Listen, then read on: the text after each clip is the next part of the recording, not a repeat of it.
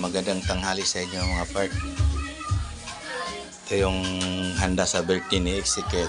Ayan, meron akong pritong manok, lumpiang Shanghai, meron akong luluto ako ng kaldereta, tsaka meron akong seafoods. Ayan yung seafoods ko.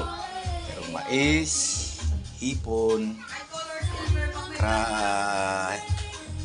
limasag, yan, at saka tahong. Yan ang gawin kong mamaya, lulutuin ko mamaya para sa birthday ni Ezekiel.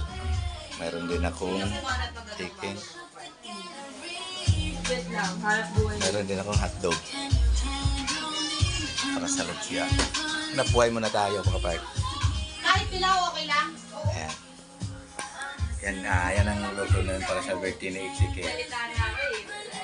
May pa-swimming pa kami.